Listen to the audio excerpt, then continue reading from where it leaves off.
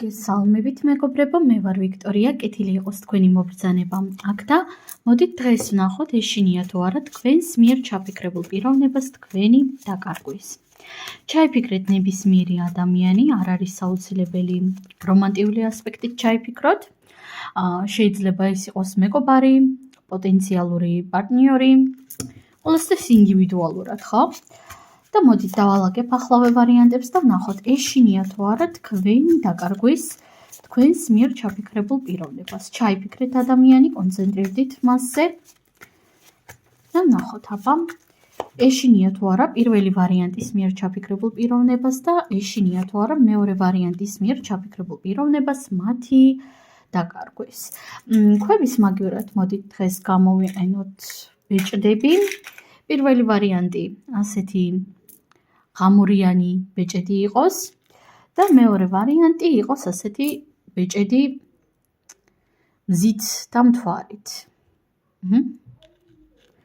აირჩიეთ თქვენთვის სასურველი ვარიანტი, თუ გჭირდებათ დააპაუზეთ. პირადი კონსულტაციისთვის მომწერეთ პირადში. რომელი ბეჭედი, რომელი არკანი გეძახით, დააკვირდით და დავიწყოთ ახლა ჩვენ პირველი ვარიანტიდან. ეშინია თუ არა თქვენი დაკარგვის ჩაფიქრებულ პიროვნებას და აქ ამოვიდა კვერთხების მეფე. მამაკაცი ჩაიფიქრეთ, ხო? უმეტესობა. მამაკაცი მეგობარი, მამაკაცი პარტნიორი. დავამატოთ არკანები. ეშინია თუ არა თქვენი დაკარგვის კვერთხების მეფეს. არკანი სამსჯავრო მეთქი შეყვარებულები. არკანი სამყარო. ხმლების დედოფალი, ხმლების ხუთიანი, ხმლების ოთხიანი და კვერთხების ოთხიანი. მეგობრებო, კონკრეტულად ამ არკანებიდან გამომდინარე, მინდა გითხრათ ის, რომ ადამიანს უშუალოდ შიში იმისა, რომ ვაი და არ დავკარგო, ნამდვილად არ აქვს. ანუ აქ მე ნაკლებად ვხედავ იმას, რომ ადამიანი გიფრთხილდებათ, ადამიანი ცდილობს, რომ შეინარჩუნოს ურთიერთობა. აქ თითქოს ადამიანი ამას არ აკეთებს, ადამიანი ამას არ ცდილობს და მეცაც ვიტყვი, ალბათ ამ საჯარო გაშლაზე თქვენ არ შემოხვიდოდით, ეჭვი რომ გეპარებოდეთ, ხო? რომ არ გეპარებოდეთ უფრო სწორად.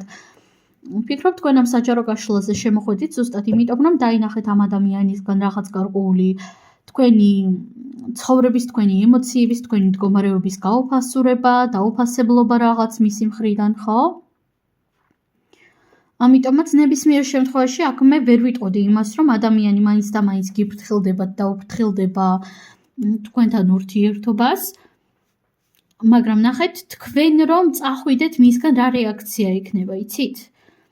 მიუხედავად იმისა, რომ ახლა არ გიფრთხილდებათ და არ გაფასებთ აშკარად, ამ არკანებიდან გამომდინარე, თქვენ რომ წახვიდეთ ამ ადამიანისგან, ადამიანი ძალიან საშინელ მდგომარეობაში ჩავარდება, საკმაოდ გულნატკენი დარჩება თავდაპირველად, მაგრამ მიუხედავად ამისა არ გამოავლენს ამას, ანუ თქვენ რომ წახვიდეთ, დიდი ალბათობით თავს მოგაჩვენებთ ისე, რომ აი, ხო, წაბრძანდი, სადაც გინდა წაბრძანდი შენ სამღიარულ ასოზე, მე არაფერში არ მჭირდები, არაფერში არ მაინტერესებო. რაღაც ასეთ ენერგიებს გამოავლენს თქვენთან მიმართებაში, ექნება თქვენს მიმართ უშუალოდ ნული რეაქცია, მაგრამ ემოციურად რა თქმა უნდა იქნება განწყობილი და ნახეთ დასტის ძირზე თასების ტუზი მყავს. ექნება ნამდვილად შინაგანად რეაქცია, ერექცია ვთქვი ნახა.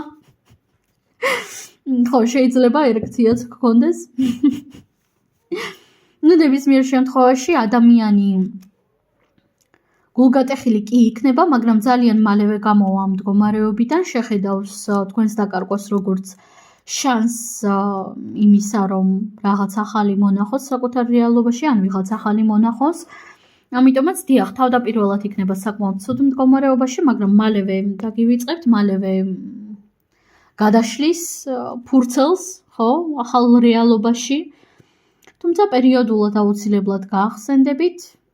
პერიოდულად აუცილებლად ექნება ნოსტალგიური ემოციები, გულის ტკენა. ეს არ იქნება მისთვის მარტივი ნამდვილად. რას ვიტყვეთ, აქ ადამიანი აშკარად არ გააფასებთ, პირდაპირ გეუბნებით. მოდით გადავიდეთ ახლა ჩვენ მეორე ვარიანტზე.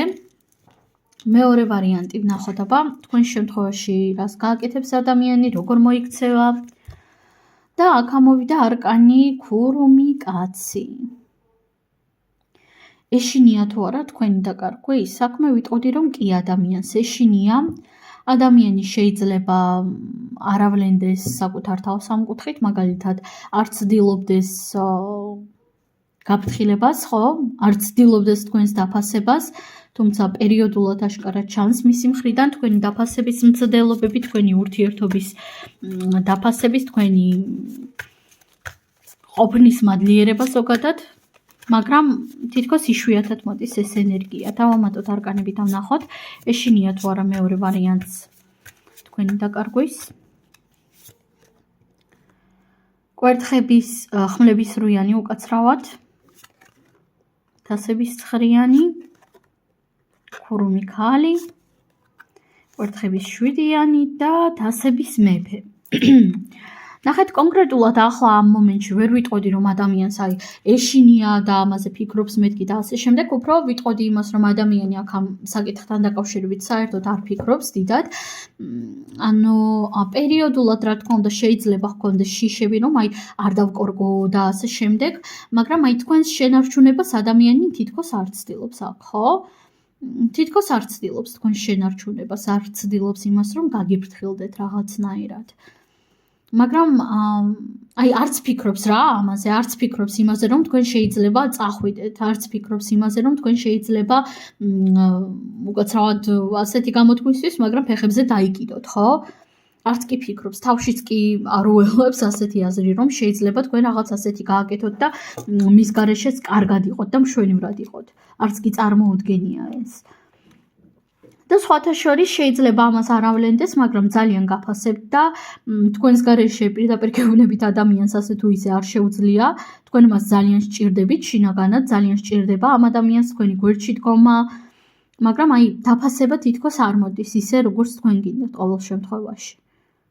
არ მოდის ისეთი დაფასება, როგორიც თქვენ გჭირდებათ და როგორცაც თქვენ იმსახურებთ მისი მხრიდან. მაგრამ თქვენ რომ წახვიდეთ, რა რეაქცია ექნება იცით? პროტესტი აუცილებლად იქნება კონფლიქტი, ურთიერთობის შენარჩუნების, განახლების მცდელობა. კიდევ დავამატოთ არკანები და ვნახოთ, აბა რა რეაქცია ექნება თუ თქვენ წახვალთ. რა რეაქცია ექნება? კვერთხების ხუთიანი, რა თქმა უნდა ძალიან ძლიერი შინაგანი პროტესტი. ძალიან ძლიერი პროტესტი, როგორც შინაგანი, ასევე გარეთაც გამოუშვებს აუცილებლად ამ პროტესტს. შეიძლება აქ იყოს გარკვეული კონფლიქტებიც კი, ჩხუბი, რომ რატო ტოვებ, სად მიდიხარ, რა სისულელეებს აკეთებო, რანაირად მიდიხარო. ექნება შოკი, ნეგატიური რეაქცია ექნება მაქსიმალურად ადამიანს.